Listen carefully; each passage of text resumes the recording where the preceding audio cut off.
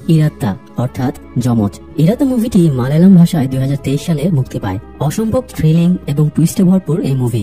যমজ দুই ভাই, দুজনেই পুলিশ অফিসার। সেদিন পুলিশ স্টেশনে এক অনুষ্ঠানের আয়োজন চলছিল। হঠাৎ এক ভাইয়ের খুন। কি হয়েছিল সেদিন? প্রতিশোধ নাকি আত্মহনন? আরেক ভাই কি তার ভাইয়ের মৃত্যুর রহস্য খুঁজে বের করতে পারবে? কি রয়েছে এই খুনের পেছনে? কতটা ভয়ঙ্কর হতে পারে সেই অজানা সত্য? সবকিছু জানতে হলে আমাদের সঙ্গেই থাকুন। সময়টা বিকেল 3টে। সূর্য একদম মাথার ওপরে। দুটো বাচ্চা ছেলে ক্রিকেট খেলছে। সঙ্গে রয়েছে তাদের আরেকজন সঙ্গী চেগু। চেগু আসলে একটি কুকুর, বাচ্চা দুটোর খেলার সাথী। চেগু এখানে উইকেট কিপারের দায়িত্ব পালন করছে। বল দূরে চলে গেলে চেগু নিয়ে আসে। তবে তারা যেহেতু দুজন ক্রিকেট খেলছে, তাদের মধ্যে কথা হয়েছে যে বল দূরে পাঠাবে তাকে গিয়ে বল আনতে হবে। তারা যেখানে খেলছে তার পাশে কেরালা পুলিশ স্টেশন। সেখানে মূলত একটি অনুষ্ঠানের আয়োজন করা হচ্ছে, যেখানে প্রধান অতিথি হিসেবে আসবেন মিনিস্টার গীতা রাজেন্দ্রন। এই জন্য সবকিছু যেন ঠিকঠাক হয় সেই প্রস্তুতি চলছে থানার ভেতরে। এই অনুষ্ঠানটি সরকারের হতদরিদ্রের জন্য বাড়ি তৈরির প্রকল্প উপলক্ষে রাখা হয়েছে। আজকে 40টি হতদরিদ্র পরিবারের নিকট বাড়ি হস্তান্তর করা হবে। দারুণ উত্তেজনা নিয়ে অনুষ্ঠানের প্রস্তুতি নেওয়া হচ্ছে। মিডিয়ার লোকেরাও চলে এসেছে। অনুষ্ঠানের প্রস্তুতি থেকে শুরু করে তারা নানা অ্যাঙ্গেলে ভিডিও করা শুরু করেছে। কিছুক্ষণের মধ্যে এই অনুষ্ঠানটি শুরু হবে। এবার থানার ভেতরের একজন কয়েদির দৃশ্য দেখানো হয়। এই লোককে মাদক মামলায় গ্রেপ্তার করা হয়েছে। লোকটি পুলিশ অফিসারকে বলছে, স্যার, আমার সঙ্গে তো মাত্র 75 গ্রাম গাঁজা পেয়েছেন। আমার তো এতক্ষণে বের হয়ে যাওয়ার কথা। পুলিশটি বলে, তোমার 75 গ্রাম গাঁজাকে আমরা 1 কেজি করে দিয়েছি, সুতরাং এখান থেকে বের হওয়ার কথা ভুলে যাও। ওইদিকে বাচ্চা দুটো ক্রিকেট খেলার সময় তাদের বল পুলিশ স্টেশনের দেয়ালের ওপর দিয়ে থানার ভেতরে চলে যায়। তো যে ছেলেটি বল মেরেছে সে বল নেওয়ার উদ্দেশ্যে প্রাচীর টপকে থানার ভেতরে প্রবেশ করে। যেহেতু কিছু সময়ের ভেতরে অনুষ্ঠান শুরু হবে, তাই সবাই ভীষণ ব্যস্ত সময় পার করছে। ঠিক এই মুহূর্তে পরপর 3টি গুলির আওয়াজ হয়। এবার মুভির দৃশ্য চলে যায় একটি হাসপাতালে। এখানে ডিএসপি প্রমোদকে দেখানো হয়। প্যানিক অ্যাটাকের জন্য তাকে হসপিটালে ভর্তি করা হয়েছে। টিভিতে একটি মেয়ের ইন্টারভিউ চলছে। এই মেয়েটির নাম সৃজা, যে কিনা ডিএসপি প্রমোদের ওয়াইফ। প্রমোদ মলিন মুখে সৃজার ইন্টারভিউ দেখছিল। একটু পর একটি গানের অনুষ্ঠান শুরু হয়, যেখানে প্রমোদের মেয়ে গান গাইছে। প্রমোদ খুব মন দিয়ে গান শুনছিল। তাকে ভীষণ দুঃখী দেখাচ্ছিল। প্রমোদ চোখ বন্ধ করে অতিথি ডুব দেয়। মুভির দৃশ্য চলে যায় প্রায় 17 বছর আগে। সৃজা গর্ভবতী ছিল আর প্রমোদ তার উপর চিৎকার করছিল, জিনিস ভাঙচুর করছিল। আসলে সেই সময় প্রমোদ প্রচুর মদ পান করত আর মদ্যপ অবস্থায় সৃজার উপর অত্যাচার করত। সৃজা শুরুতে মানিয়ে নেওয়ার চেষ্টা করে, কিন্তু প্রমোদের আচরণ দিন দিন আরো বেশি খারাপ হতে থাকে। তাই সে 3 মাসের বাচ্চাকে সঙ্গে নিয়ে চলে যায়। প্রমোদ আর সৃজার মধ্যে যোগাযোগ নেই প্রায় 17 বছর। এমনকি তাদের মেয়েও প্রমোদের সম্পর্কে কিছুই জানে না। সৃজা চলে যাওয়ার পরই প্রমোদ অবশ্য সব ধরনের নেশা ছেড়ে দেয় এবং ভালো পথে ফিরে আসে। কিন্তু সৃজা ফেরেনি। প্রমোদ মাঝে মাঝে সৃজার সঙ্গে যোগাযোগ করার চেষ্টা করে, কিন্তু সৃজা কোনো রেসপন্স করে না। এতক্ষণ প্রমোদ সেই সমস্ত দুর্বিষহ দিনগুলোর কথা ভাবছিল। তারপর মোবাইল নিয়ে সৃজাকে কল করে। বারবার সৃজাকে ডাকার পরেও উপাস থেকে সৃজা কোনো উত্তর দেয় না। সে সৃজাকে বলছিল যেন তাদের মেয়েকে তার বাবার সম্পর্কে বলে। 17 বছর তো হয়ে গেছে। আসলে তাদের মেয়ে জানে না কে তার বাবা, কেমন দেখতে সে। কিন্তু সৃজা কোনো কথা বলছিল না। ওই মুহূর্তে প্রমোদের কাছে আরেকটি জরুরি কল আসে থানা থেকে। প্রমোদ সৃজার কল রেখে থানার উদ্দেশ্যে বেরিয়ে পড়ে। এরপর দৃশ্য থানায় চলে আসে। একজন কনস্টেবল মোবাইলে কথা বলছিল, যেখানে লেখা প্রমোদ স্যার ডিএসপি। অর্থাৎ প্রমোদের কাছে যে কলটি এসেছিল তাই কনস্টেবলই করেছিল। অন্য একজন অফিসার এসে তার মোবাইলটি নিয়ে নেয়। মিডিয়া থেকে যেসব লোক এসেছিল তাদের থেকে ক্যামেরা নিয়ে নেওয়া হচ্ছে এবং তাদেরকে বাইরে অপেক্ষা করার জন্য বলা হচ্ছে। আর 3 জন অফিসারকে এক জায়গায় দাঁড় করিয়ে জিজ্ঞাসাবাদ করা হচ্ছে। আপনারা ভাবছেন তো কি হয়েছে? আসলে থানায় একজন পুলিশ অফিসারের খুন হয়েছে। কিন্তু থানার ভেতরে কিভাবে একজন পুলিশ অফিসারের খুন হলো? যে 3 জন পুলিশ অফিসারকে জিজ্ঞাসাবাদ করা হচ্ছে তাদের সন্দেহ করা হচ্ছে এই হত্যার জন্য। কারণ খুন হওয়ার সময় এই 3 জন পুলিশ সদস্য থানার ভেতরে ছিল আর বাকি সবাই অনুষ্ঠানের কাজে বাইরে ব্যস্ত ছিল। সিনিয়র পুলিশ অফিসারের নির্দেশে থানার ভেতর এবং বাইরের দুটো গেটই বন্ধ করে দেওয়া হয়, যেন কেউ বাইরে বের হতে না পারে বা বাইরে থেকে কেউ ঢুকতে না পারে। কারণ ধারণা করা হচ্ছে খুনি এখনো থানার মধ্যেই রয়েছে। এই মাঝে ডিএসপি প্রমোদ থানায় চলে আসে। সে ভেতরে ঢুকিয়ে দেখতে পায় বাইরের গেটে তালা দেওয়া। অনুষ্ঠানের জন্য আসা সবাইকে থানার ভেতরে রাখা হয়েছে। এদিকে একজন পুলিশ অফিসার খুন হওয়ার সংবাদ মুহূর্তেই পুরো শহরে ছড়িয়ে পড়ে। প্রমোদ যখন থানার ভেতরে প্রবেশ করতে যাবে তাকে তখন মিডিয়ার মুখোমুখি হতে হয়। আসলে থানার ভেতরে কি ঘটেছে, কিভাবে হলো একজন পুলিশ অফিসারের খুন, বিষয়টি অত্যন্ত রহস্যজনক। এছাড়াও থানার আশেপাশে লোকজন মিডিয়া এসে ভরে গেছে, কিন্তু আপাতত তাদের ঢুকতে দেওয়া হচ্ছে না। একজন পুলিশ অফিসার এসে গেট খুলে দেয় আর প্রমোদ থানায় প্রবেশ করে। সেই মুহূর্তে সে একটি কুকুরকে বের হয়ে যেতে দেখে। কুকুরটি আসলে ওই বাচ্চা দুটোর খেলার সাথী চেগু ছিল। প্রমোদ সোজা লাশের কাছে যায় আর এখানে আমরা অনেক বড় একটা ধাক্কা খাই। কারণ যে পুলিশ অফিসারের খুন হয়েছে সে হুবহু প্রমোদের মতোই দেখতে। অবাক হয়ে যাচ্ছেন তো? আসলে যার খুন হয়েছে সে প্রমোদের যমজ ভাই এসআই বিনোদ। এই মাঝে অতীতের একটি দৃশ্য দেখানো হয় যেখানে যমজ দুটো বাচ্চা ছেলে ছুটে চলছে। আসলে ওরাই যমজ দুই ভাই, প্রমোদ এবং বিনোদ। সময় আবার বর্তমানে চলে আসে। টিভিতে নিউজ দেখানো হচ্ছে যে বেলা 3:15 এখানে গান শুট হয়েছে। থানার ভেতরে প্রায় 50 জন মানুষ আটকে রয়েছে। এদিকে মিনিস্টার গীতা এসপি সবিতাকে নির্দেশ দেয় যত তাড়াতাড়ি সম্ভব এই কেসটি সলভ করতে হবে, কারণ বিরোধী রাজনৈতিক দলগুলো এই খুনকে কেন্দ্র করে বিভিন্ন প্রোপাগান্ডা ছড়াচ্ছে। এরই মাঝে একটি ফরেন্সিক টিম থানায় এসে পৌঁছেছে। তারা বিনোদের বডি ও আশেপাশে ইনকোয়ারি করছে। এছাড়াও থানায় উপস্থিত সকলের ডিটেলস সংগ্রহ করা হচ্ছে। এরপর ফ্ল্যাশব্যাক দেখানো হয় যেখানে আমরা বিনোদের সম্পর্কে জানতে পারবো। এএসআই জন প্রমোদের কাছে বিনোদের বিরুদ্ধে কমপ্লেন করছে। জনের কাছে তার এক আত্মীয়া মহিলার কেস আসে, যে কেস জন তদন্ত করছিল। সেই মহিলার স্বামী তখন দেশের বাইরে ছিল। যদিও এই কেসটা জনের দায়িত্বে ছিল, কিন্তু বিনোদ সেই কেসটি নিয়ে নেয় এবং ওই মহিলার স্বামীর অনুপস্থিতিতে সে ওই মহিলার বাসায় গিয়ে রাত কাটায়। বিনোদের প্রবল নারী আসক্তি ছিল। সে মেয়েদের দুর্বলতার সুযোগ নিয়ে তাদের সঙ্গে শারীরিক সম্পর্কে জড়িয়ে পড়ত। জনের কেস জোরপূর্বক বিনোদ নিয়ে নেওয়ায় তাদের মধ্যে ঝামেলা হয় এবং বিনোদ এএসআই জনকে ঘুষি মেরে নাক ফাটিয়ে দেয়। আর এই জন্য জন ডিএসপি প্রমোদের কাছে কমপ্লেন দিচ্ছে। প্রমোদ বিনোদকে রুমে ডেকে নেয় আর এই সমস্ত খারাপ কাজের ব্যাপারে জিজ্ঞাসা করে, কিন্তু বিনোদ অত্যন্ত অ্যাগ্রেসিভ স্বভাবের ছিল। সে উল্টো প্রমোদকে বলে, সাসপেন্ড করা হলে করে দাও, আমার কোনো ব্যাপারে নাক গলাতে হবে না। যে নিজের বউ বাচ্চা টেক কেয়ার করতে পারে না সে আমার কিভাবে উপকার করবে? এই বলে সে চলে যায়। আসলে আপন ভাই দেখে প্রমোদ সবসময় বিনোদের অনৈতিক কাজগুলো লুকিয়ে রাখতো, তাকে যে কোনো ঝামেলা থেকে বাঁচিয়ে দিত। দৃশ্য আবার বর্তমানে চলে আসে। এসপি সবিতা এখন থানায় এসে পৌঁছেছে। সে ভেতরে ঢুকে ফরেন্সিক ডক্টরদের সঙ্গে কথা বলতে চায় আর ডিএসপি সন্দীপ তাকে জানায় তাদের হাতে 3 জন সাসপেক্ট রয়েছে, যাদের মধ্যে যে কেউ খুনটা করতে পারে, কারণ তাদের কারো সঙ্গেই বিনোদের সম্পর্ক খুব একটা ভালো ছিল না। সবিতা ডক্টরদের সঙ্গে কথা বলা শুরু করে। ডিএসপি প্রমোদও সেখানে এসে উপস্থিত হয়। ফরেন্সিক ডক্টর জানায় 3 রাউন্ড ফায়ারে পয়েন্ট ব্ল্যাঙ্ক পজিশনে শুট করা হয়েছে।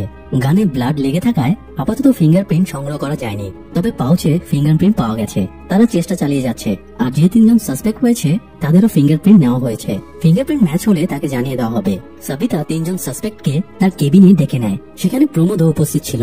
3 জন সাসপেক্টের মধ্যে কনস্টেবল বিনেশ এবং সন্দীপকে বাইরে অপেক্ষা করতে বলা হয়। এরপর এএসআই জনের জিজ্ঞাসাবাদ শুরু হয়। সবিতা তাকে জিজ্ঞেস করে সে ঘটনা ঘটার সময় কোথায় ছিল। এএসআই জন বলে সে তার স্ত্রীর সঙ্গে মোবাইলে কথা বলছিল। সিন আবার ফ্ল্যাশব্যাকে চলে যায়। জন সেই কয়েদির সঙ্গে কথা বলছিল, তখন তার স্ত্রী কল করে। সে কথা বলতে বলতে কিচেনের দিকে চলে যায়। জন তার স্ত্রীর সঙ্গে কোনো একটা বিষয়ে ঝগড়া করছিল। জন কিচেনে গিয়ে তার ব্যাগ থেকে একটি মদের বোতল বের করে আর মদ খাওয়া শুরু করে। যখনই সে মদ খাচ্ছিল তখনই গান শুটের আওয়াজ শুনতে পায়। তাড়াতাড়ি মদের বোতল আবার ব্যাগে লুকিয়ে সে ঘটনাস্থলে চলে আসে। এসে দেখে এসআই বিনোদের লাশ পড়ে আছে। সেই সময় সন্দীপ আর বিনেশও এসে উপস্থিত হয়। সময় বর্তমানে চলে আসে। থানার বাইরে মিডিয়ার লোকজন হট্টগোল শুরু করে দিয়েছে। তারা প্রায় 1 ঘন্টা ধরে এখানে আটকে আছে। সবিতা এসে তাদের সঙ্গে কথা বলে, কারণ এখানে সবাই খুব চাপে রয়েছে। একজন অন ডিউটি পুলিশ অফিসারের মৃত্যু হয়েছে, সো সিচুয়েশন খুবই ক্রিটিক্যাল। এবার সন্দীপকে জিজ্ঞাসাবাদের জন্য ডাকা হয়। তাকে জিজ্ঞাসা করা হয় সে ওই সময় কোথায় ছিল। সন্দীপ জানায় সে ওয়াশরুমে ছিল আর গান শুটের আওয়াজ শুনে তাড়াতাড়ি চলে আসে। সে এসে দেখে সেখানে বিনেশ ও জন আগে থেকেই উপস্থিত ছিল। তখন সতীশ জিজ্ঞাসা করে যে বিনোদ তার মধ্যে কি নিয়ে ঝামেলা ছিল। সন্দীপ বলা শুরু করে সম্পূর্ণ ঘটনা। সিন আবারও ফ্ল্যাশব্যাকে চলে যায়। থানায় একটা কেসের কমপ্লেন আসে। কেসটি বিনোদ দেখছিল। সেই সময় থানায় এক কোণে ছোট্ট সুন্দর একটি মেয়ে বসেছিল। বাচ্চাটি কনস্টেবল অমৃতার মেয়ে ছিল। সে হঠাৎ তার বাচ্চাকে দেখতে না পেয়ে ঘাবড়ে যায়। তখন কেউ একজন জানায় মেয়েটিকে বিনোদ নিয়ে গিয়েছে। কনস্টেবল সন্দীপ তখন অমৃতাকে বলে, বিনোদ স্যার অফিসে থাকলে মেয়েকে কেন নিয়ে আসো? জানো না বিনোদ স্যারের কাছে বাচ্চা আর বড় সবাই একই। আসলে বিনোদ যে চরিত্রহীন তা সবাই জানতো, আর কোনো মেয়েই তার কাছে নিরাপদ না। তো সে সময় বিনোদ অমৃতার মেয়েকে নিয়ে ফিরে আসে। সে আসলে আইসক্রিম কিনে দিতে নিয়ে গেছিল। এরপর একদিন বিনোদ সন্দীপের বাচ্চা মেয়েকে স্কুল থেকে ড্রপ করে বাড়ি পৌঁছে দেয়। এই ঘটনা শোনার পরে সন্দীপ ভীষণ রেগে যায় আর রেগে সে বিনোদের উপরে হামলা করে। যদিও সে বিনোদকে খুব একটা মারতে পারেনি, বরং সেই আহত হয়েছে। তাদের মধ্যে অনেকক্ষণ হাতাহাতি হয়। তো এই ছিল বিনোদ এবং সন্দীপের মধ্যকার ঘটনা। সিন বর্তমানে চলে আসে। অতিরিক্ত টেনশনে এএসআই জন অসুস্থ হয়ে পড়ে। তাকে একটা জায়গায় বসিয়ে প্রাথমিক চিকিৎসা দেওয়া হচ্ছিল। সেই সময় একজন ফরেন্সিক ডক্টর আসে। সে সবিতাকে জানায় পাউচে কনস্টেবল বিনেশের ফিঙ্গারপ্রিন্ট পাওয়া গিয়েছে। ওই বন্দুক আসলে বিনেশের ছিল। সে তার বন্দুকটি বিনোদের কাছে রেখে ওয়াশরুমে গিয়েছিল। সতীশ বলে তাহলে বিনেশই বিনোদকে হত্যা করেছে, কিন্তু প্রমোদ এর বিরোধিতা করে, কারণ বিনেশ অন ডিউটিতে ছিল। সুতরাং তার বন্দুকের পাউচে তার ফিঙ্গারপ্রিন্ট থাকবে স্বাভাবিক। এরপর বিনেশকে ডেকে জিজ্ঞাসা করা হয় তার আর বিনোদের মাঝে কি নিয়ে ঝামেলা হয়েছিল। বিনেশ কিছুক্ষণ প্রমোদের দিকে তাকিয়ে থেকে বলা শুরু করে, একদিন রাতে সে আর বিনোদ একটি হোটেলে গিয়েছিল। বিনোদ পুরো মাতাল ছিল। সেদিন সে তার অন্যান্য পার্টনারদের সঙ্গে জুয়া খেলছিল, কিন্তু অতিরিক্ত মাতাল থাকার কারণে বিনোদ জুয়ায় হেরে যায়। এমনকি তার শখের বাইক বাজিতে লাগিয়ে দিতে হয়। বিনেশ তাকে সেখান থেকে আনতে গেলে তার সঙ্গেও খারাপ আচরণ করে। এদিকে বিনেশ বাইরে বের হয়ে দেখতে পায় দুজন ছেলে মেয়ে ওই হোটেলের এক স্টাফের সঙ্গে ঝামেলা করছে। এই কাপলের ভাষ্য মতে ওই হোটেলের স্টাফ তাদের অজান্তে তাদের একান্ত মুহূর্তের ভিডিও ধারণ করছিল। সেই সময় বিনোদ বের হয়ে আসে। সে ঝামেলা থামানোর চেষ্টা করে, কিন্তু থামছিল না। বিনোদ মেয়েটিকে বলে, তোমরা এখানে এসে কুকর্ম করতে পারো, আর ভিডিও করলেই দোষ। এতে মেয়েটির সঙ্গে থাকা ছেলে বিনোদের উপর চড়া হলে সে ছেলেটিকে জোরে লাথি মারে। এতে মেয়েটা প্রচন্ড রেগে একটা কাচের বোতল নিয়ে বিনোদের মাথায় মারতে যায়, কিন্তু বিনোদের মাথায় না লেগে সেটা প্রশান্তের মাথায় লাগে। প্রশান্তের প্রচন্ড ব্লিডিং শুরু হলে বিনেশ ও বাকিরা মিলে তাকে নিয়ে হসপিটালের উদ্দেশ্যে রওনা হয়। বিনোদ হোটেলেই রয়ে গিয়েছিল। গাড়িতে বিনেশকে একজন বলে, হোটেলে তো মেয়েটি আছে, আবার বিনোদ স্যারও রয়েছে, মেয়েটিকে কি এই অবস্থায় রেখে আসা ঠিক হলো? তখন বিনেশ আবার গাড়ি থেকে নেমে মোটর বাইকে করে আবার হোটেলে ফিরে আসে। বিনেশ হোটেল ম্যানেজারকে ওই ছেলে মেয়ের ব্যাপারে জিজ্ঞেস করে। ম্যানেজার বলে, ছেলেটি চলে গেছে আর মেয়েটি ওপরে। বিনেশ দৌড়ে উপরে ওঠে, সেখানে গিয়ে জোরে দরজা ধাক্কাতে থাকে। তখন বিনোদ বেরিয়ে আসে। বিনেশ দেখতে পায় বিনোদ মেয়েটিকে ধর্ষণ করেছে। এরপর বিনেশ সমস্ত তথ্য প্রমাণ নিয়ে উপর মহলে বিনোদের বিরুদ্ধে রিপোর্ট করে। সাবিতা জানতে চায় এই কেসের পরবর্তীতে কি হয়েছিল। তখন সতীশ বলে সে এই কেসের দায়িত্বে ছিল। সে জানায় হোটেলের স্টাফ বলেছে সেদিন এমন কোনো ঘটনা ঘটেনি এবং ওই ছেলে মেয়ে দুজনও কোনো কমপ্লেন করেনি, আর এই কেসটি সেখানেই ক্লোজ হয়ে যায়। সমস্ত ঘটনা শুনে প্রমোদ মাথা নিচু করে বসেছিল। সাবিতা সতীশকে ওই ছেলে মেয়ে সম্পর্কে তথ্য জোগাড় করতে বলে। এরপর সেখানে ওই কয়েদিকে ডাকা হয়, কারণ মার্ডার করার সময় 3 জন পুলিশ সদস্য ছাড়াও ওই কয়েদি থানার ভেতরে ছিল। কয়েদিকে যখন জিজ্ঞাসাবাদ করা হয় সে বলে সে আসলে ঘুমিয়েছিল। গান শুটের আওয়াজ শুনেই সে জেগে ওঠে আর পেছনের দিক দিয়ে কাউকে বের হয়ে যেতে দেখে। সাবিতা গিয়ে সেই জায়গাটি দেখে। এই জায়গাটা আসলে কেউ তেমন ব্যবহার করে না, পরিত্যক্ত বলা চলে। সবাই এখানে সিগারেট খেতে আসে বলে জায়গাটিকে স্মোকিং এরিয়া বলা হয়। সাবিতা সবকিছু ভালো করে সার্চ করতে থাকে, কারণ কমিশনার তাকে প্রচন্ড প্রেসার দিচ্ছিল কেসটি যত দ্রুত সম্ভব সলভ করার জন্য। সে সিসিটিভি ফুটেজ চেক করেও তেমন কোনো ক্লু খুঁজে পায়নি। এমনকি মিডিয়ার লোকের ধারণ করা ভিডিও ফুটেজ থেকেও কোনো তথ্য পাওয়া যায়নি। সাবিতা টেনশনে পড়ে যায়। এরপর সাবিতা সতীশের কাছে বিনোদ আর প্রমোদের সম্পর্কে জানতে চায় আসলে তাদের সম্পর্কটা কেমন। সতীশ বলে, ম্যাম, 2 ভাইয়ের মধ্যে সম্পর্ক শুরু থেকেই খুব একটা ভালো না। আমি ওদের দুজনকে 17 বছর ধরে জানি। সতীশ ওদের সম্পর্কে বলতে শুরু করে। এরপর গল্পের দৃশ্য 17 বছর আগে চলে যায়। সৃজা ওর মেয়েকে নিয়ে মুম্বাই চলে এসেছিল। সে মেয়েকে নিয়ে ঘনবসতি একটা এলাকায় থাকতো। সৃজা চলে যাওয়ার পরে প্রমোদ একটা মিসিং ডায়েরি করে, কারণ সে তাদের কোথাও খুঁজে পাচ্ছিল না। এই মিসিং কেসের দায়িত্বে ছিল সতীশ ও বিনোদ। তাদের সঙ্গে একটি মেয়েও ছিল। সৃজার খোঁজে তারা 3 জন মুম্বাই আসে। এরপর সৃজার বাসা খুঁজে বের করে। সৃজা জানায় সে এখানে তার মেয়েকে নিয়ে ভালোই আছে। সে কেন মিসিং হবে? কারণ সৃজা অ্যাডাল্ট পারসন এবং মেয়েকে নিয়ে স্বেচ্ছায় এখানে রয়েছে। তাদের কোনো অসুবিধা হচ্ছে না। এসব বলার পরে সতীশ ফিরে আসে, কারণ কেউ যদি নিজ ইচ্ছেতে নিজের মতো জীবন কাটাতে চায় তাহলে তাকে বাধা দেওয়ার কিছুই নেই। বিনোদ ফেরার আগে ভাতিজির জন্য কিছু খাবার আর খেলনা কিনে দরজার কাছে রেখে আসে। তার ছোট্ট ভাতিজি তখন একা একা খেলা করছিল। সৃজা সেখানে ছিল না। এরপর ওরা নিজ শহরে ফিরে আসে। বিনোদ কেন সৃজার বাসায় গিয়েছে এই নিয়ে অবশ্য প্রমোদ আর বিনোদের মধ্যে এক দফা ঝগড়া হয়ে যায়, কারণ প্রমোদ কোনোভাবেই চায় না তার ব্যক্তিগত ব্যাপারে বিনোদ ঢুকে পড়ুক। সিন আবার বর্তমানে চলে আসে। প্রায় সন্ধ্যা হয়ে গিয়েছে। বিনোদের গার্লফ্রেন্ড মালিনী থানায় আসে। দুপুর থেকে এখন পর্যন্ত বিনোদের লাশ এভাবেই রাখা হয়েছে। মালিনী একভাবে বিনোদের লাশের দিকে তাকিয়ে থাকে। এরপর তাকে সাবিতা ডেকে পাঠায়। সাবিতা তাকে জিজ্ঞাসা করে বিনোদের মৃত্যুতে তার কাউকে সন্দেহ হয় কিনা। ওখানে তখন প্রমোদও বসেছিল। মালিনী প্রমোদের দিকে বারবার তাকাচ্ছিল। পরে সাবিতা তাকে বাইরে যেতে বলে। এরপর মালিনী তাকে জানায় বিনোদ সবচেয়ে বেশি প্রমোদকেই অপছন্দ করত, কিন্তু কি এমন ঘটেছিল যে কারণে বিনোদ নিজের যমজ ভাইকে চরম শত্রু ভাবতে শুরু করে, তা আমরা একটু পরেই জানতে পারবো। প্রমোদ বাইরে বেরিয়ে দেখে বিনোদের লাশ অ্যাম্বুলেন্সে করে নিয়ে যাওয়া হচ্ছে। সে সেদিকে এক ধ্যানে তাকিয়ে থাকে। এখন দৃশ্য আবার অতীতে চলে যায়। বিনোদ ও প্রমোদের ছোটবেলায় 2 ভাই মাঠে খেলছিল। দেখেই বোঝা যাচ্ছিল কতটা মধুর সম্পর্ক তাদের মাঝে। হঠাৎ এক বন্ধুর ডাকে তারা দৌড়াতে দৌড়াতে বাড়ি আসে। তাদের বাবাও পুলিশ কনস্টেবল ছিল। তারা বাড়ি এসে দেখতে পায় তাদের বাবা তাদের মাকে নির্যাতন করছে। পাশে আরেকটা মহিলা দাঁড়ানো ছিল। তাদের মাকে মারধর করে বের করে দিয়ে ওই মহিলাকে ঘরে নিয়ে দরজা বন্ধ করে দেয়। আসলে তাদের বাবা প্রচন্ড খারাপ একজন মানুষ ছিল। তারও ছিল প্রবল নারী আসক্তি। সে প্রায়শই বিভিন্ন মেয়েকে বাড়ি নিয়ে এসে সময় কাটাতো। তাদের মা বাধা দিতে গেলেই তাকে তাকে চরম নির্যাতন করত, এমনকি ঠিকঠাক ভরণ পোষণ করতো না। সহ্য করতে না পেরে তাদের মা থানায় অভিযোগ করে। থানা থেকে তাকে বলে, তুমি যদি সংসার করতে না পারো তাহলে আলাদা থাকো, এবং বিনোদের বাবাকে বলে তাদের সম্পূর্ণ খরচ দিতে। কিন্তু সে কিছুতেই রাজি হয় না। উল্টো সে বিনোদকে নিয়ে বাড়ি চলে আসে। বাধ্য হয়ে তাদের মা প্রমোদকে সঙ্গে নিয়ে চলে যায়। এদিকে বিনোদ তার বাবার সঙ্গে থাকলেও ভীষণ একা হয়ে পড়ে, কারণ তার বাবার চরিত্র ভালো ছিল না। প্রায়ই তার চোখের সামনে বিভিন্ন মেয়েকে ধরে আনতো আর ভোগ করত। এমনকি বিনোদের বন্ধুরাও বিনোদকে তার বাবার কারণে সহ্য করতে পারতো না। সবাই খারাপ বলতো, বিনোদকে সবসময় টিচ করতো নানা বিষয়ে। বাচ্চাগুলো তাকে প্রায়ই বলতো, তোমার মা তোমার ভাইকে বেশি ভালোবাসে, তাই তোমার ভাইকে নিয়ে তোমাকে এখানে রেখে গিয়েছে। এই সমস্ত কথা বিনোদের ছোট্ট মস্তিষ্কে আঘাত করে। সে হন্য হয়ে তার মা ভাইকে খুঁজতে শুরু করলে জানতে পারে তার মা প্রমোদকে নিয়ে অন্য কোথাও চলে গেছে। বিনোদের মনে চরম অভিমান জমা হয়। সে বাড়ি ফিরে আসে। বাড়িতে এসে তাকে আবার ভয়ঙ্কর দৃশ্যের সম্মুখীন হতে হয়। বিনোদ বাড়ি এসে দেখে তার বাবাকে কেউ কুপিয়ে রেখে চলে যাচ্ছে। মা হারা হওয়ার পর বিনোদ এখন বাবাকেও হারিয়ে ফেলে। আসলে বিনোদের বাবা এক মেয়েকে যখন ধর্ষণের চেষ্টা করে তখন তার বাড়ির লোক এসে তাকে কুপিয়ে হত্যা করে। বিনোদের বাবার মৃত্যুর খবর শুনে তার মা আর ভাই আসে তাকে নিতে, কিন্তু বিনোদ তাদের সঙ্গে না গিয়ে পেছনের দরজা দিয়ে পালিয়ে দূরে কোথাও চলে যায়। যদিও পরবর্তীতে ভাগ্য তাদের দেখা করায়। এজন্যই বিনোদ কখনো প্রমোদকে সহ্য করতে পারত না। তার ধারণা হয়ে গিয়েছিল তাদের মা প্রমোদকে সব থেকে বেশি ভালোবাসে। বিনোদ প্রমোদকে চরম ঘৃণা করতে শুরু করে। এভাবে তৈরি হয় তাদের শত্রুতা। যদিও প্রমোদ পরবর্তীতে বিনোদকে অনেকবার বোঝানোর চেষ্টা করে, কিন্তু কোনো লাভ হয়নি। মুভির দৃশ্য বর্তমানে ফিরে আসে। বিনোদের কল লিস্ট রেকর্ড চেক করা হয়েছে, কিন্তু সেখানে সন্দেহজনক কিছুই পাওয়া যায়নি। সবিতা বিনোদের লাস্ট কল রেকর্ড শুনে বিনোদের বন্ধু তাকে কল করেছিল মদ খেতে যাওয়ার জন্য, কিন্তু বিনোদ বলেছিল সে মদ খাবে না, সে ওসব ছেড়ে দিয়েছে। বিনোদের পরিবর্তনে তার বন্ধুরা অবাক হয়ে যায়। বিনোদ জানায় সে তার স্ত্রীর সঙ্গে নতুন জীবন শুরু করার কথা ভাবছে। অর্থাৎ বিনোদ মালিনীর সঙ্গে বেশ সুখেই ছিল, যে কারণে সে নিজেকে পরিবর্তন করে ফেলছিল। তবে সবিতা সতীশকে আরো একবার জিজ্ঞাসা করে বিনোদ আর মালিনীর মধ্যে কোনো সমস্যা ছিল কিনা, তারা দুজন কতদিন ধরে একসঙ্গে রয়েছে। তখন সতীশ বলে ওরা বেশ কিছুদিন ধরে একসঙ্গে রয়েছে, কিন্তু অফিসিয়ালি এখনো বিয়ে করেনি। এবার মুভির দৃশ্য চলে যায় অতীতে। দুজন সাদা কাপড় পরিহিতা মহিলা থানায় বসেছিল। তার মধ্যে একজন ছিল মালিনী। সেই সময় সতীশ আর বিনোদ থানায় ফিরছিল। মালিনীকে প্রথম দেখায় বিনোদের ভালো লেগে যায়। যদিও বিনোদ এমনিতেই নারীদের প্রতি দুর্বল, সে জানতে পারে মালিনী তার স্বামীর বিরুদ্ধে কমপ্লেন দেখাতে এসেছে। মালিনী বিবাহিত ছিল, তার 8 বছরের সংসার, কিন্তু তার স্বামী অনেক খারাপ একজন মানুষ ছিল। প্রায় মালিনীকে মারধর করত, আজকেও মেরেছে। তাই সে থানায় এসেছে অভিযোগ জানাতে। বিনোদ সতীশকে বলে মালিনীর কেসটা নিজেই নিয়ে নেয়। সে মালিনীর সঙ্গে তার বাসায় আসে।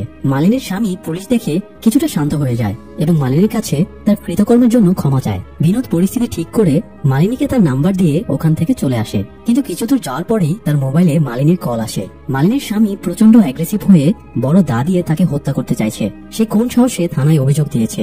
বিনোদ দ্রুত গাড়ি ঘুরিয়ে আবারও মালিনীর বাসায় চলে আসে। তার সঙ্গে আরো 2জন কনস্টেবল ছিল, যারা মালিনীকে উদ্ধার করে এবং তার স্বামীকে গ্রেপ্তার করে।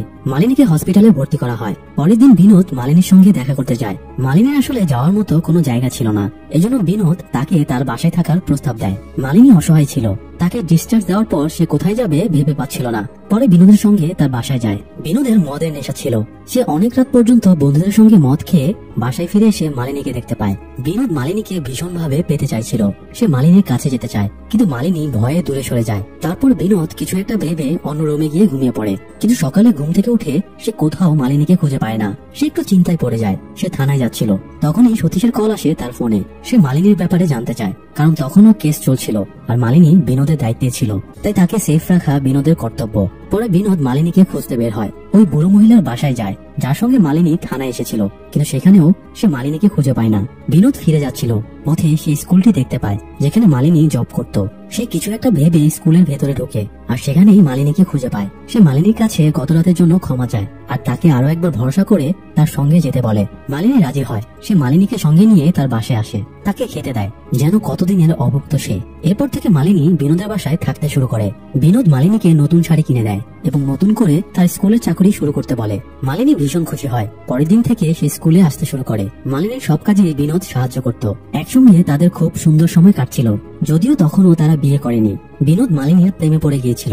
মালিনীর সঙ্গ তার ভালো লাগতো। সে মালিনীকে তার অতীতের সব কথাই জানায়, কতটা কষ্টে সে বড় হয়েছে। এখন মালিনী যদি চায় তাহলে সে সকল পাপ কাজ ছেড়ে দিয়ে তার সঙ্গে নতুন জীবন শুরু করবে। সিন বর্তমানে ফিরে আসে। মিনিস্টার গীতা থানায় এসেছে। 6 ঘন্টা হয়ে যাওয়ার পরেও কেসটি সলভ হয়নি। সে থানার ভেতরে অনুষ্ঠানের জন্য আটকে রাখা মানুষদের ছেড়ে দেওয়ার নির্দেশ দেয়। সাবিতা তাকে নিজের রুমে নিয়ে যায়। সে মিনিস্টারকে জানায় ময়নাতদন্তের রিপোর্ট হাতে না পেলে কিছুই বলা যাচ্ছে না।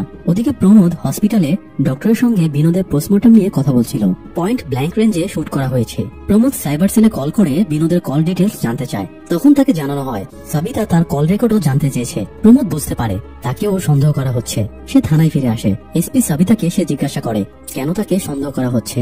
তার আপন ভাইয়ের খুন হয়েছে। সতীশ তাকে বলে যেহেতু তোমাদের দুই ভাইয়ের সম্পর্ক খুব একটা ভালো ছিল না, তাই তোমাকে সন্দেহের তালিকায় রাখা হয়েছে। প্রমোদ কিছুটা মনক্ষুণ্ণ হয়। তারপরও সে এসপি কে রিকোয়েস্ট করে তাকে যেন তদন্ত টিমে রাখা হয়। এসপি সাবিতা তার কথা মেনে নেয়। এবার প্রমোদ নিজের মতো করে জোরালো ভাবে তদন্ত করা শুরু করে। সব ঘটনা নিজের মতো করে সাজাতে থাকে। সে আবারও বিনেশকে জিজ্ঞাসা করে তুমি সত্যি করে বলো হত্যার সময় কোথায় ছিলে। বিনেশ সে আগের কথাই বলে সে টয়লেটে গিয়েছিল। গান শুনের আওয়াজ শুনে বাইরে আসে। তারপর সে সন্দীপকে ডাকে। সন্দীপ যখন বলে সেও টয়লেটে ছিল তখন প্রমোদের কিছুটা সন্দেহ হয়, কারণ থানায় মেল টয়লেট একটা যেটাতে বিনেশ গিয়েছিল। সন্দীপ কিছুটা চুপ থেকে বলে স্যার আসলে আমি ফিমেল টয়লেটে গিয়েছিলাম। প্রমোদ কোনো প্রমাণ আছে কিনা জানতে চায়। তো সেখানে তখন একজন লেডি কনস্টেবল ছিল। সে কনফার্ম করে যে সন্দীপ সত্যি ফিমেল টয়লেটে ছিল এবং ঘটনার সময় তারা পরকীয়ায় লিপ্ত ছিল। তারপর এএসআই জনকে জিজ্ঞাসা করা হলে সে বলে স্যার আমি কিছুই জানি না। সে আগে যে বয়ান দিয়েছিল ওইটাই আবার বলে। এরপর প্রমোদ সব সিসিটিভি ফুটেজ চেক করা শুরু করে। মিডিয়ার লোকদের থেকে পাওয়া ভিডিও চেক করতে থাকে। তখন হঠাৎ চোখ পড়ে লকআপের ভেতরে ওই কয়েদি সেখানে নেই। সে তৎক্ষণাৎ ওই কয়েদির কাছে যায়, জিজ্ঞাসা করে খুনের সময় কোথায় ছিল। কয়েদিকে মারতে থাকে। সে ভয়ে সত্যি বলে দেয় আসলে ওই সময় বিনেশ যখন টয়লেটে যাচ্ছিল তখন তার প্যান্ট থেকে লকআপের চাবি পড়ে যায়, আর সে ওই চাবি দিয়ে তালা খুলে বাইরে বের হয়ে সেই গাঁজার প্যাকেট দিতে যায়। যখন সে ওই প্যাকেটটি হাতে নেয় তখনই গানশটের আওয়াজ পায়। পরে প্যাকেট হাতে নিয়ে আবার লকআপে ফিরে আসে। তার কথা সত্যি কিনা এজন্য লকআপ সার্চ করা হয় এবং সেই প্যাকেট খুঁজে পাওয়া যায়, অর্থাৎ কয়েদি সত্যি কথা বলেছে। প্রমোদ এবার টেনশনে পড়ে যায়, কারণ চারজন সাসপেক্টের সবাই সত্যি কথা বলছে আর তাদের কথার প্রমাণও পাওয়া গিয়েছে। তাহলে এখন প্রশ্ন হলো খুন করেছে কে। প্রমোদ আরো গভীরভাবে ভাবতে থাকে। সে সব ফুটেজ আবারও চেক করে। তখন ওই বাচ্চা দুটোকে দেখতে পায়। এরা সেই বাচ্চা যাদেরকে আমরা মুভির শুরুতে ক্রিকেট খেলতে দেখেছি। অন্যদিকে মিনিস্টার বারবার এসপি সাবিতাকে চাপ দিচ্ছিল তাড়াতাড়ি কেস সলভ করার জন্য। সে সাসপেক্ট 3 জন পুলিশ সদস্যের একজনকে খুনি দেখিয়ে কেস ক্লোজ করতে বলছিল, কিন্তু সবিতা এতে কোনোভাবেই রাজি হয় না। তখন সেখানে প্রমোদ এসে বলে এটা কোনো মার্ডার নয়, বিনোদ আত্মহত্যা করেছে। মুহূর্তে যেন সবার মধ্যে বজ্রপাত হয়। মিনিস্টার গীতা জিজ্ঞাসা করে কিসের ভিত্তিতে তুমি বলছো বিনোদ আত্মহত্যা করেছে। তখন প্রমোদ বলে পয়েন্ট ব্ল্যাঙ্ক পজিশনে শুট করা হয়েছে, একদম কাছ থেকে, তাছাড়া ধস্তাধস্তির কোনো চিহ্ন পাওয়া যায়নি। গীতা বলে কেউ আত্মহত্যা করার জন্য নিজেকে 3 বার কেন গুলি করবে। তখন সবিতা বলে এমন অনেক কেস রয়েছে যেখানে কেউ কেউ নিজেকে 7 বারও গুলি করেছে। সতীশ তখনও মানতে নারাজ বিনোদ আত্মহত্যা করেছে, কারণ সে তার বন্ধুদের নতুন জীবন শুরু করার বিষয়ে বলেছিল। অর্থাৎ বিনোদের কাছে আত্মহত্যা করার কোনো কারণ ছিল না। হুট করে কেন সে আত্মহত্যা করবে। তখন প্রমোদ বলে আমার কাছে প্রত্যক্ষদর্শী সাক্ষী রয়েছে। সে ওই বাচ্চা দুটোকে নিয়ে আসে। তারা জানায় যখন তাদের মধ্যে একজন বল নিতে আসে সে জানালা দিয়ে একজন পুলিশ অফিসারকে নিজের বুকে গুলি করতে দেখে। ভয়ে বাচ্চাটি বল রেখেই পালিয়ে যায়। মিস্টার গীতা এরপরও বাচ্চার কথা বিশ্বাস করছিল না। প্রমোদ বলে আমি যখন ঢুকেছি তখন ওদের কুকুরকে বল মুখে নিয়ে বের হয়ে যেতে দেখেছি, আর ওরা যে ক্রিকেট খেলছিল তা সিসিটিভি ফুটেজে পাওয়া গেছে। সুতরাং বাচ্চা দুটো মিথ্যা বলছে না। যাক, অবশেষে তো আসল সত্য সামনে আসলো যে বিনোদকে হত্যা করা হয়নি, বরং সেই আত্মহত্যা করেছে। কেসটা এখানেই সলভ হলো, কিন্তু প্রমোদের মাথায় ঘুরছে কেন বিনোদ আত্মহত্যা করবে, কি এমন কারণ যে তাকে আত্মহত্যা করতে হলো। সে বেঞ্চে বসে বসে এসবই ভাবছিল। তখন গানের শব্দ শুনতে পায়। একজন পুলিশ এসে তার হাতে একটা মোবাইল দেয়। প্রমোদ ফোন হাতে নিয়ে দেখে একটি মেয়ে গান গাইছে। সে অবাক হয়ে যায়, কারণ মেয়েটি আর কেউ নয় বরং তার নিজের মেয়ে। ওই গানের প্রোগ্রামে সৃজাও ছিল। একজন অফিসার জানায় বিনোদ মারা যাওয়ার সময় টিভিতে এই মেয়েটির প্রোগ্রাম চলছিল। সিন ফ্ল্যাশব্যাকে চলে যায়। বিনোদ টিভিতে সৃজার ইন্টারভিউ দেখতে থাকে। সে অবাক হয়ে যায়। তারপর সৃজার মেয়ে অর্থাৎ তার ভাতিজির গান শুরু হয়। বিনোদ মেয়েটিকে দেখে হতভম্ব হয়ে বসে পড়ে। এই মেয়েটি আর কেউ নয় বরং সেই মেয়ে যাকে সে হোটেলে ধর্ষণ করেছিল। বিনোদের ব্রেন কাজ করা বন্ধ করে দেয়। সে যেন আর কিছুই ভাবতে পারছিল না তার দ্বারা কত বড় অন্যায় হয়ে গেছে। যখন বিনেশ গান রেখে ওয়াশরুমে যায় তখন তার গান নিয়ে বিনোদ পরপর 3 বার নিজেকে শুট করে। সিন বর্তমানে চলে আসে। প্রমোদের মনে একটু একটু সন্দেহ জাগ্রত হচ্ছে। তখন বিনেশ সেখানে আসে। প্রমোদ তাকে গানের ভিডিওটি দেখায়। বিনেশ তখন বলে এটাই তো সেই মেয়ে যে মেয়েকে হোটেলে বিনোদ ধর্ষণ করেছিল। প্রমোদের মাথায় আকাশ ভেঙে পড়ে। তার আর বুঝতে বাকি রইল না কেন তার ভাই আত্মহত্যা করেছে। সে হতভম্ব হয়ে যায়। এই আঘাত কোনো পিতা কিভাবে সহ্য করতে পারে। প্রমোদ এই বিষয়ে কাউকে আর কিছুই বলে না। সবার নিকট বিনোদের আত্মহত্যা রহস্য হয়েই থাকে। প্রমোদ থানা থেকে বেরিয়ে আসে। গাড়ি চালিয়ে সোজা বাড়ি চলে যায়। ওদিকে সৃজা তাকে ফোন দিয়েই যাচ্ছে, কিন্তু প্রমোদ কল রিসিভ করছে না। সে বাড়ি গিয়ে আয়নার সামনে দাঁড়িয়ে নিজেকে তার মেয়ের ধর্ষক তারই যমজ ভাই বিনোদ রূপে দেখতে পায়। সে যার কিছুই কল্পনা করতে পারছিল না। এরপর সৃজার কল রিসিভ করে। সৃজা তাকে জানায় সে তাদের মেয়েকে তার ব্যাপারে বলতে চায় এবং মেয়েকে নিয়ে তার সাথে দেখা করতে আসতে চায়, কিন্তু প্রমোদ না করে দেয়। সে সৃজাকে জোরালো ভাবে বলে দেয় তাদের মেয়ে যেন কোনোদিন তার চেহারা দেখতে না পায়, আর তাকে কল করতেও নিষেধ করে দেয়। এই বলে সে কল রেখে মোবাইল আশ্রয়ে ভেঙে ফেলে। প্রমোদ কিভাবে তার মেয়ের সামনে দাঁড়াতো, ভাগ্য তার সঙ্গে নোংরা এক খেলা খেলেছে। প্রমোদ কোনোদিন তার মেয়ের মুখোমুখি হতে পারবে না। তার মেয়ে তাকে নয় বরং নিজের ধর্ষককে খুঁজে পাবে। আর এখানেই মুভিটা শেষ হয়। আর আমিও আজকের মতন এখানেই বিদায় নিচ্ছি। দেখা হবে পরের কোনো আয়োজনে। সবাই ভালো থাকুন, সুস্থ থাকুন আর পরিবারের খেয়াল রাখুন। ধন্যবাদ।